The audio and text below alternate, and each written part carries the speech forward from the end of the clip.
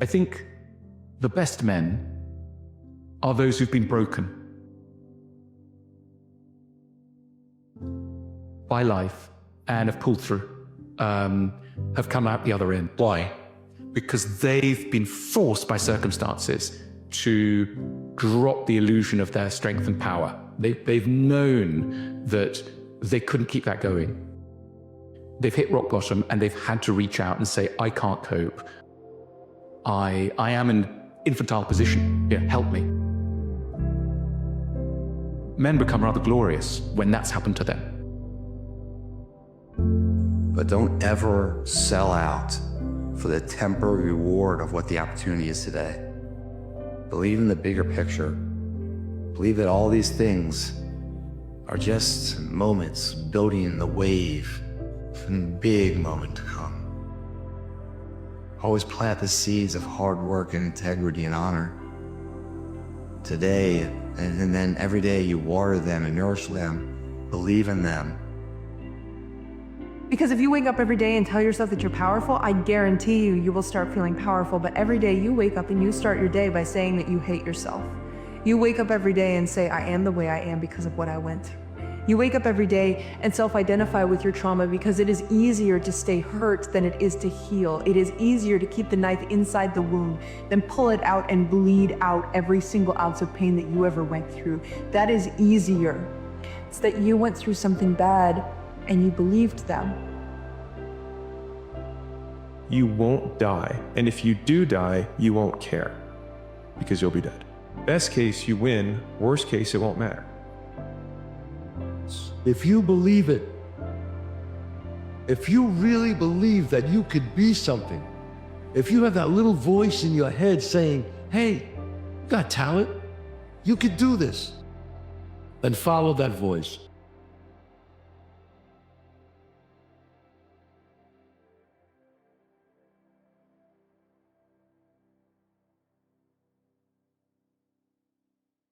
My notion of human well-being is really open-ended. I don't think we understand what the horizon is, if in fact there is one, for kind of ultimate flourishing of conscious minds. We have a pretty good sense of what we don't want and are right not to want. We don't want to be terrorized and depressed. The generic situation we want to find ourselves in more and more is to effortlessly cooperate with creative and happy strangers, right? I mean, there's 7 billion of us. We need institutions and laws and norms and ways of thinking that take the friction out of pleasurable and non-paranoid interaction with strangers. It's not just about having, 5 or so close friends who have your back, right? I mean, clearly we're all on the same team on some basic level. And if we can't figure out how to build a civilization where everyone thrives to some degree, we'll have the world we currently have.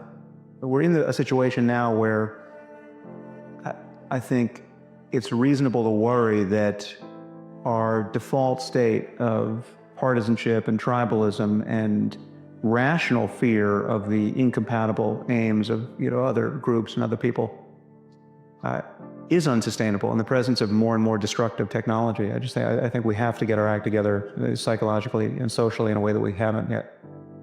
Philanthropy is, when it's telescopic in this way, when you're just signing a check, you're not necessarily connected to the good you're doing. And I can imagine someone doing immense good in the world by signing very large checks, but not actually internalizing the gratification of that.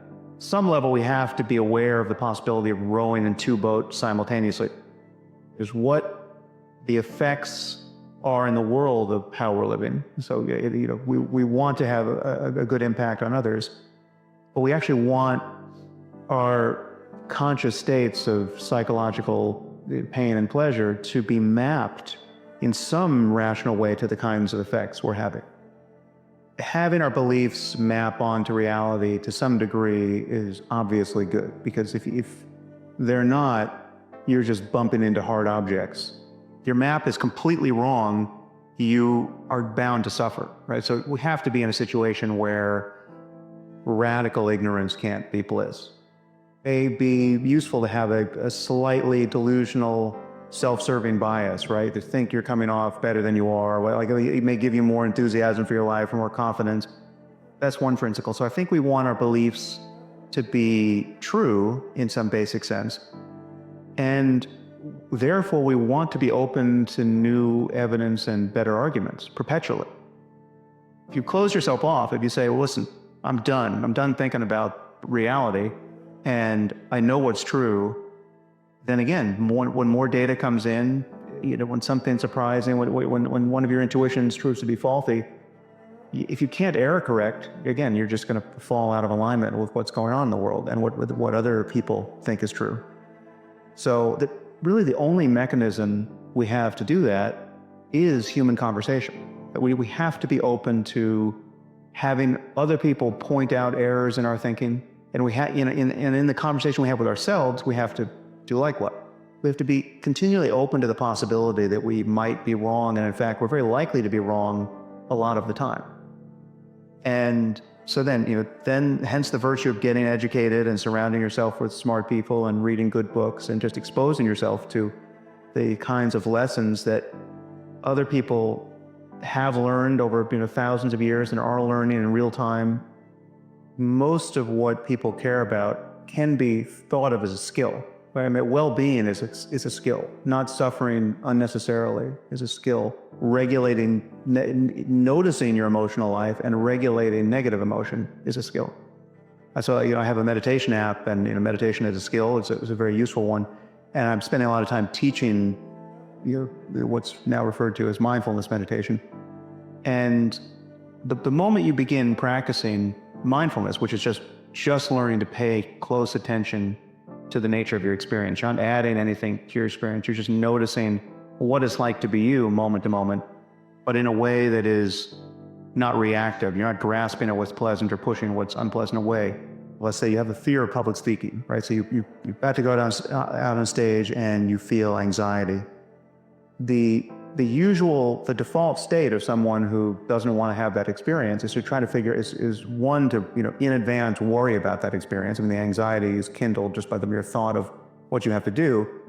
Then once you feel the butterflies, you are at war with them. I mean, first you can notice that anxiety isn't even that unpleasant. I mean, it's so close to excitement in its actual physiology that really the difference between excitement and anxiety is more or less just the framing. It's just the story you're telling yourself. If you felt these tingles and this slightly adrenalized response right before you're about to go on a roller coaster, that's part of why you're going on the roller coaster. You like that experience, right? But the fact that you feel that way when you're about to have an interview or you're about to walk out on stage, that's intolerable. The sense of self for most of us is not a feeling that we're identical with our bodies. Most people don't feel identical with their physical bodies. They feel like they're passengers inside their bodies, right? They think like my body's down here, like these are my hands, these are my legs. I obviously care about these things. These are where my pains and pleasures are coming from, but I'm up here in the head. So much of what we're thinking is making us miserable, right? So much of it is unpleasant. So much of it is causing anxiety. You look at your to-do list, you got 50 things on it. You just feel like, oh my, the day's not long enough. This is the state we're in. And the obverse of that is when we're really just connecting with life in a joyful, creative, beautiful way. Like when you look out the window and it's the most beautiful sunset ever, and you are just looking at the sunset, right? You're not, you're fully connected with its beauty. Those are all moments where you're losing this sense of self. You're not really aware of losing the sense of self in those moments. You're not really aware of what is freeing about those moments, and you can't do it in other circumstances. What's happening for people, most people, is that they're waiting for the world to give them a good enough reason to just be present, and to be present so fully that they lose their sense of self, right? That they're no longer behind their face, just waiting for something good to happen, right? Or figuring out how to change the experience enough so that, again, they can stop, they're no longer at war. I mean, we're to a greater or lesser degree, we're always at war. I mean, we're always fighting something. You know, there's always this like, you know, you're always noticing something wrong. You're feeling uncomfortable in your body. You're reacting to something that somebody did or you thought they did. The moments where you really feel good are moments where there isn't a coming to rest, right? Where it's not about the past or future. You know, it's not about half a second ago, and it's not about half a second from now. And the ultimate version of that is entails the dropping of this sense of self.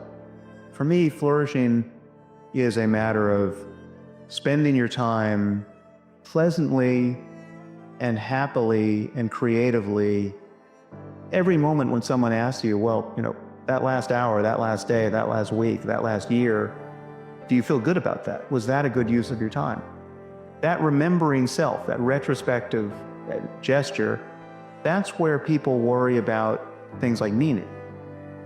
And the remembering self is the self that you're talking to when you say, you know, are you satisfied with your life? Whether you're asking yourself or someone's asking you. The answers that are available in those moments really determine whether or not somebody has a kind of global life satisfaction, whether they have meaning. But the experiencing self, the self that is just going moment to moment, feeling pains and pleasure, and just dealing with this very short, you know, time horizon. I think that's fundamentally our real self. The use of negative imagination, where you think of all of the bad things that haven't happened to you. So if you're just, you know, if you're stuck in traffic, driving to the job that you don't like, and you're frustrated, you can think of all the things that could happen to you, right, that haven't.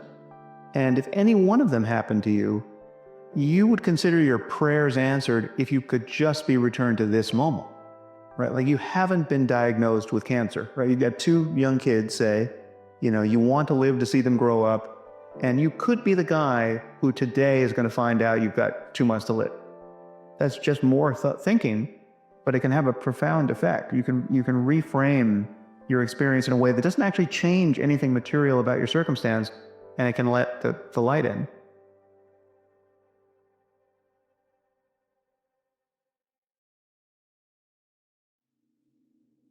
It's not what happens that determines the major part of your future. It's not what happens. What happens to us all. So the key is what you do about it. It's not what happens, it's what you do about it. Life ain't fair to nobody. You just gotta fight through, man. You gotta bite facts sometime. It's like haters. When you get haters, people's opinion of you is none of your business. God uses opposition to position you for something greater. Because God knows when these things happen, you have two choices. You can let it break you or let it make you. It's because of the hard times that we are built. It's because of the struggle we are built. It's because of the trials and tribulations we are built. If it wasn't for those things, we wouldn't be able to grow more.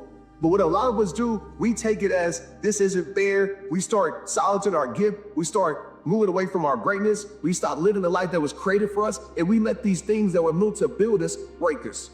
And your life's blueprint should be a deep belief in your own dignity, your own worth, and your own somebodyness. Don't allow anybody to make you feel that you are nobody.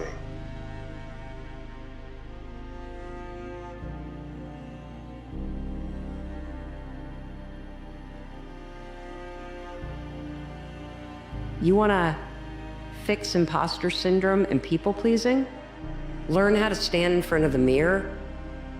Give yourself a high five. Demonstrate that you like yourself. Demonstrate that you accept yourself. Because if you like yourself, you don't go out in the world and look for other people to like you because you don't need it. It's wonderful if they do, but the fantastic thing is if you actually like yourself, if you just accept where you are, you stop judging yourself, you accept yourself with some compassion, When you go out in the world, if somebody else disrespects you, it doesn't change the fact that you respect yourself. If somebody else doesn't like you or love you, yeah, it stings, it sucks, but it doesn't change the fact that you like or love yourself. Most people don't lead their light, they accept their light. And when you accept your light, you are living on things that are not worthy of your time and effort and energy. To go uphill, you have to be intentional. Nobody ever went uphill by accident. You've never read a book on accidental achievements. You have to be intentional with what you do with your life. All good will be attacked. On this planet. Maybe not the next one we get to, but on this one, all good will be attacked. Every garden will be invaded. Not to think so is naive. Every garden must be tended all summer.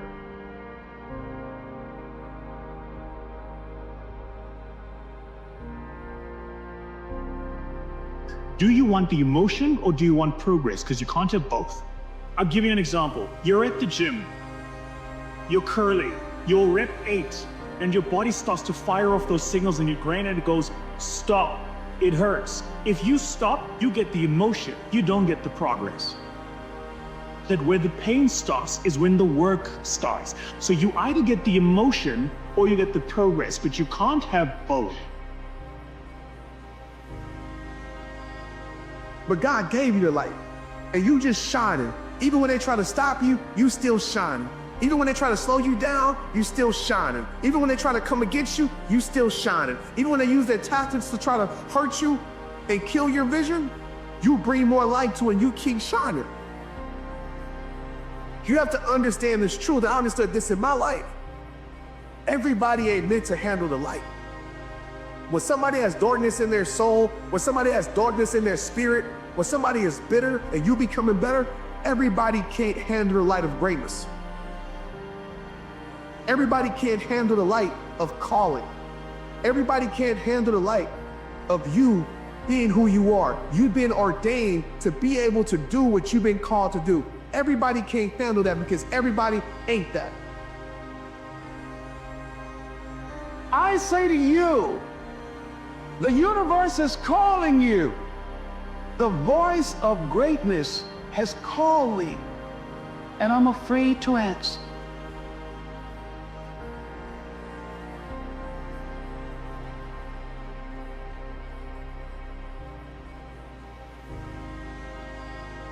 We've been told 2 lies in our life.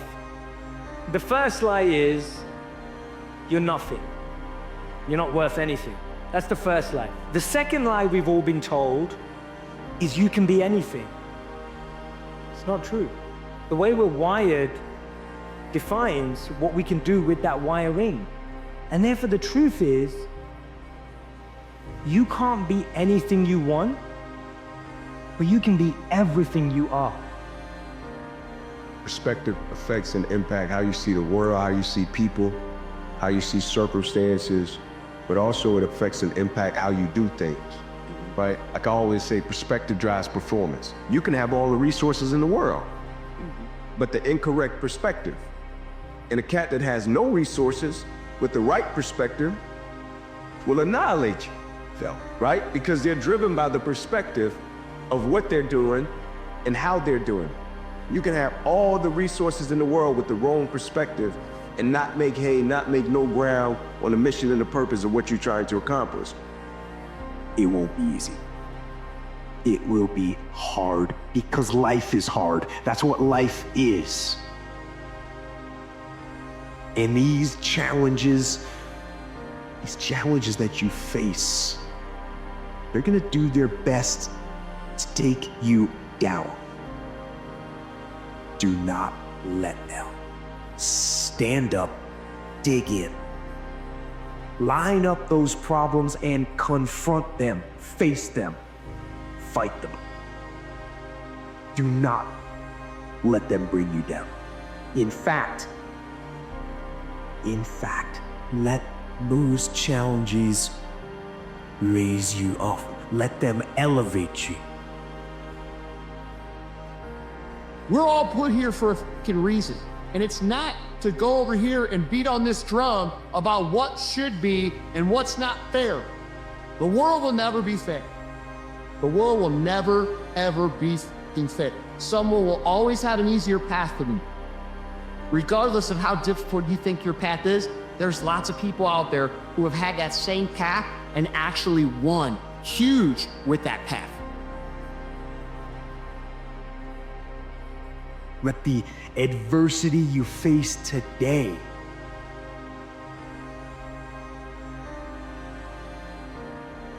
turn you into a better person tomorrow.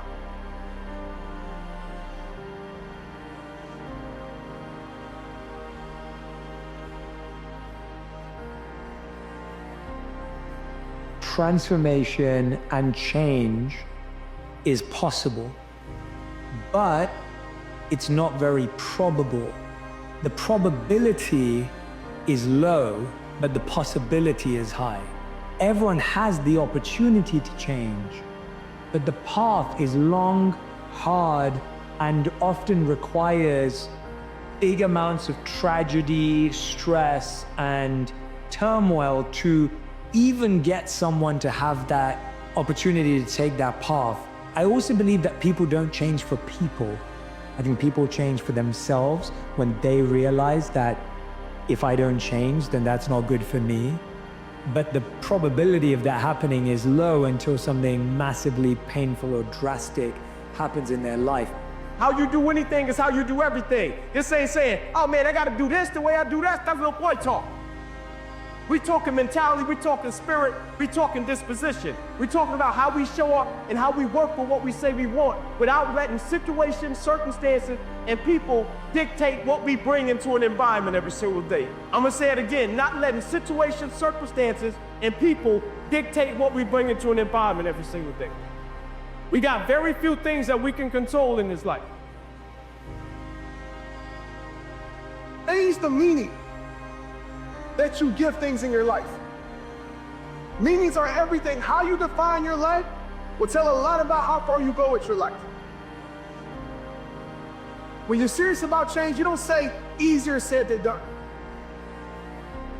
You say no matter how hard it may be, no matter how impossible it may seem, no matter how many people walked out of my life, I'm gonna get it done.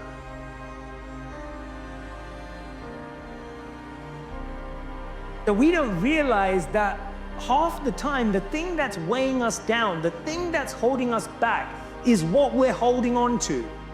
What part of your mindset are you gonna leave behind today? What part of it are you gonna say, you know, I might need to leave that behind. I might need to let go of that. That doesn't serve me anymore.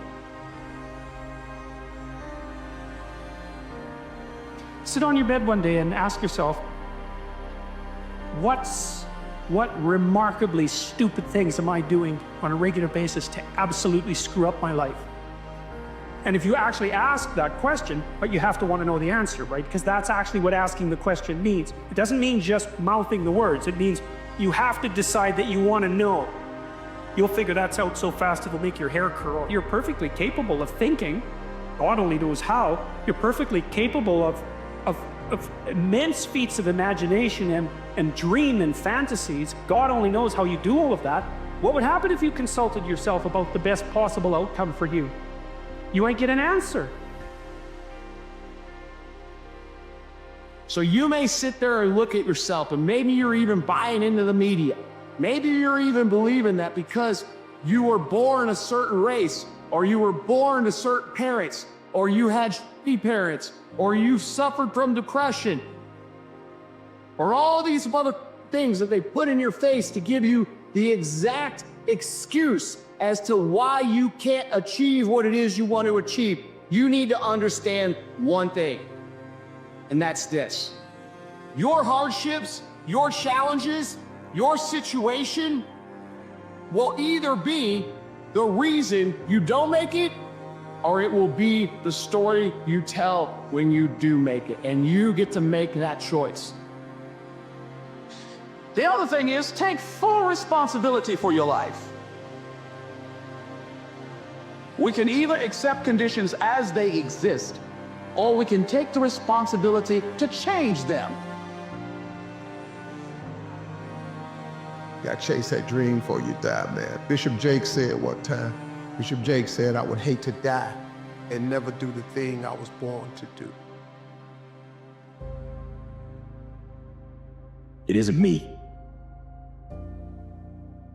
It's you.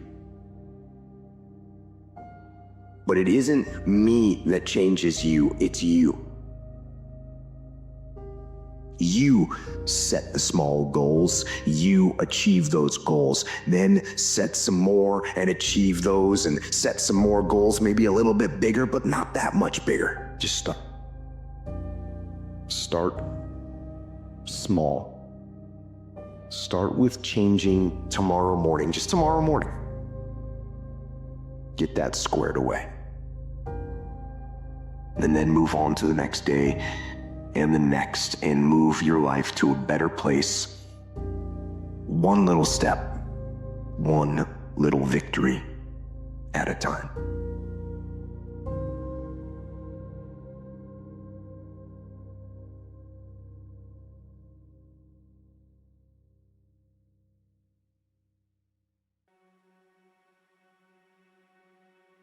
Projecting yourself forward to see what are the consequences of failing, what are the consequences of stopping, is about as powerful of a motivation strategy as I can think of. Because what you're doing is you're trying to optimize right now to stop the discomfort. But what you're going to pay for that in is shame and guilt and regret long term. So what you need to be able to do is bundle all of that up that is as yet unfelt, but will last for way, way, way longer. You know, the future is much longer than now.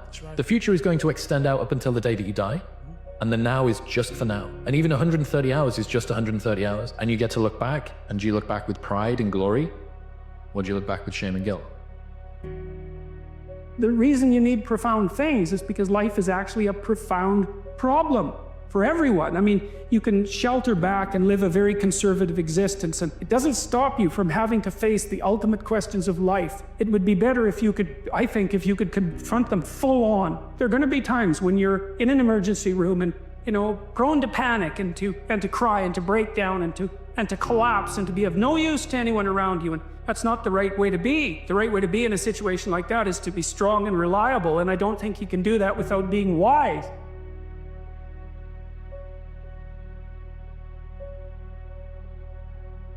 At some point in life, we got to wake up and we got to say no more. We got to wake up and we got to say, man, this is it. We got to wake up and say, I'm going to make a change, a difference. We can't just be online watching things, saying amen, you know, all the things that go back to the same things, y'all. It doesn't work like that. Hearing things is great, but you know what? Doing things and taking action, that's what's going to make change in your life. You need to start making some decisions. You ain't got to change everything, but you need to say, you know what? This is the one thing that I'm going to stop being loyal to, and this is the one thing I'm going to start being loyal to.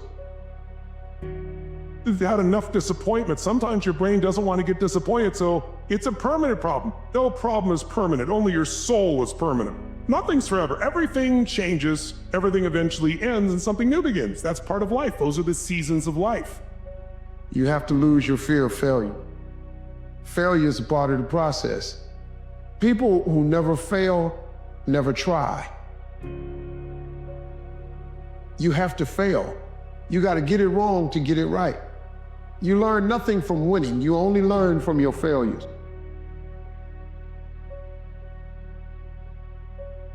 That you were born to do something great with your life. That you're enough, that you're special, that you're favored, that you're chosen, regardless of where you come from, regardless of what you've been carrying with you. But every day, some of us are killing ourselves with the shame we carry from something we've done, some humiliation, some fear. We put this gun to our head every day that tells us we're not enough.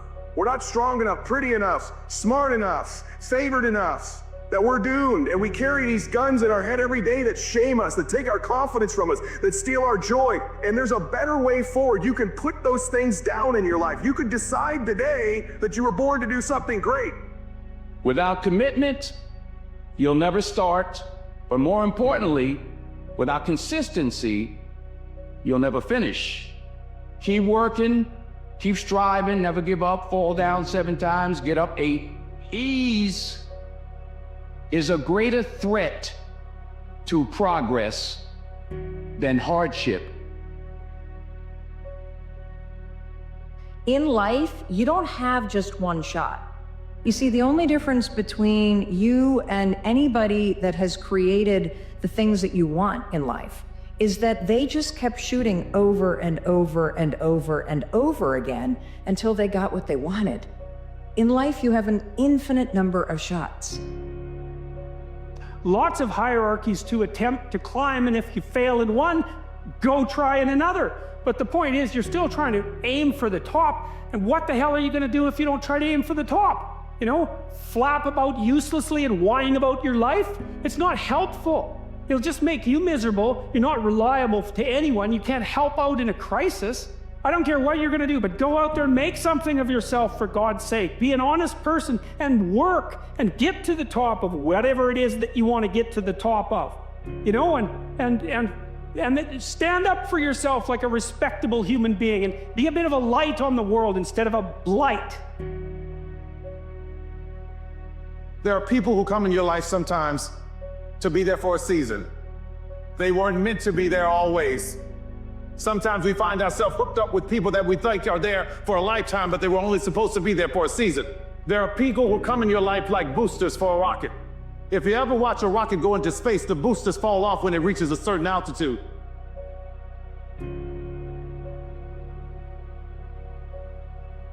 Some people are not equipped to handle the altitudes that you're going to. So don't be afraid when they fall off. They're not bad people. They just couldn't go where you're going. The man who loves walking will walk further than the man who loves the destination. When you love the journey, the goals just happen. You hit milestones as a side effect. Because it doesn't matter. At that point, I don't care if I can lift this much weight or run this fast. I mean, that's cool, but I don't love it as much as I love the journey. I love the journey. What does the journey consist of? Sucking at something, failing, getting better, learning, start it over, do it again. When you fall in love with the journey, everything else takes care of itself.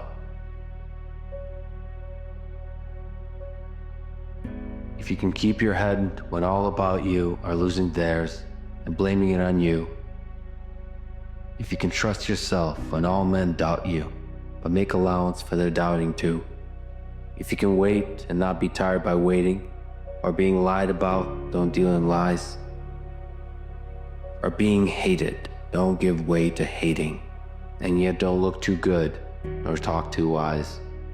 If you can dream and not make dreams your master, if you can think and not make thoughts your aim, if you can meet with triumph and disaster and treat those two imposters just the same. The more responsibility you take on, the more meaning your life has. And the higher degree of responsibility that you agree voluntarily to try to bear, the richer your life will be. It's like it's weight, it's responsibility, but there's glory in it. There's real glory in it. There's deep meaning in it.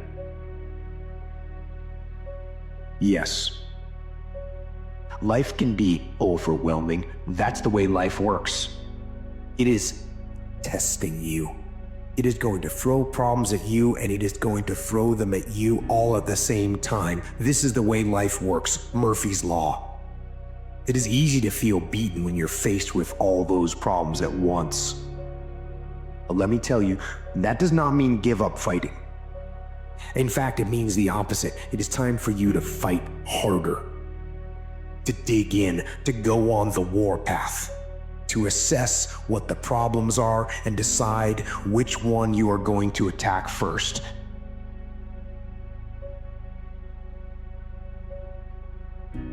This is my question to you. When you go free yourself, how long you gonna stay in this pain expecting change to happen in your life? How long you gonna stay in this situation expecting things to change in your life? You've been here for the last year, the last 5 years, the last decade, staying in the same mess, accepting the same mess, and wonder why you're stressed, wonder why you're not happy, wonder why you're not fulfilled, wonder why you're not experiencing the life that you deserve to experience. When you gonna free yourself from the pain? It won't be easy. In fact, it will be hard. Life is hard. That's what life is. And these challenges that you face, they are going to do their best to take you down. Do not let them. If you can bear to hear the truth you've spoken, twisted by knaves to make a trap for fools, or watch the things you gave your life to broken, and stoop and build them up with worn-out tools.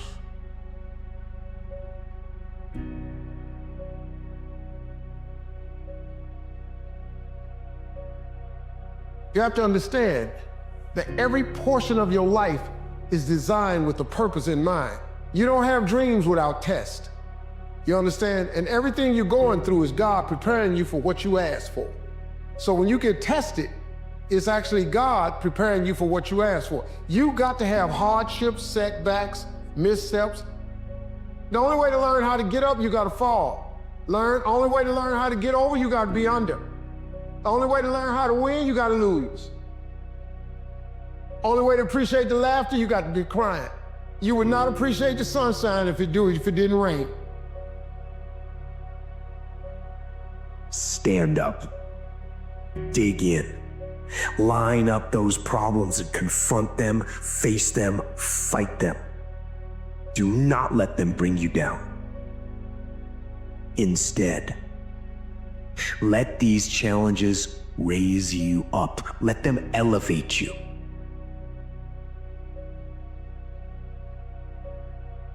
You don't have to stay where you're just tolerated and not celebrated. You don't have to stay where you're not happy. You don't have to stay where you're not being better. You don't have to stay where you're suffering. You can free yourself from it. But when are you gonna do it? When are you gonna realize that if you don't do it, you're gonna be staying with this pain forever? You're gonna stay in this place of misery for the rest of your life. And I'm not trying to put fear in your heart, but I am putting reality on your mind. Nothing's gonna change.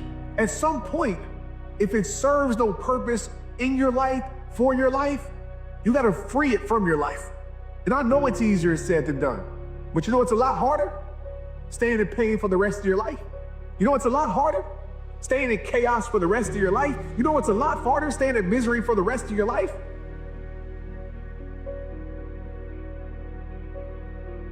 You can make one heap of all your winnings and risk it all on one turn of pitch and toss, and lose and start again at your beginnings, and never breathe a word about your loss. And so hold on when there's nothing in you except the will which says to them, hold on. Yours is the earth and everything that's in it, and which is more, you'll be a man, my son. The power to manifest is in experiencing the fullness of the present moment. Life in its fullness. Life in its fullness is an inner state of being. It is to experience, to know, to realize the beingness within you, the I am, which is consciousness itself. That is the fullness of life. But it isn't me that changes you, it's you. You set the small goals, you achieve those goals, then set some more and achieve those, and set some more goals, maybe a little bit bigger, but not that much bigger. Just stop. Start small. Start with changing tomorrow morning, just tomorrow morning. Get that squared away. And then move on to the next day and the next, and move your life to a better place. One little step, one little victory at a time. Commitment prepares you to meet obstacles and downfalls. Because if you made a commitment to do something and disaster strikes, or calamities take place, or things don't go your way, you immediately start thinking, how do I solve the problem? If you have no commitment, your first thought is, how do I get out of this deal? And we generally find what we're looking for. Along the way, there's going to be those setbacks and reversals and disappointments. Again, if you made the commitment, what you do is you continue on. People who've made the commitment not only and are overcomers, but they also prepare themselves. They expect to win. They prepare to win. All have limitations. Does that mean I quit? Of course. I'm gonna try to be the best that I can be. The strongest, the fastest, the smartest. That's what I'm gonna go for. It is possible. How close can I get to that greatness? My glory happens in the darkness of the early morning, in solitude, alone. Make a declaration to yourself. Declare all out war that you're going to get out of this rut.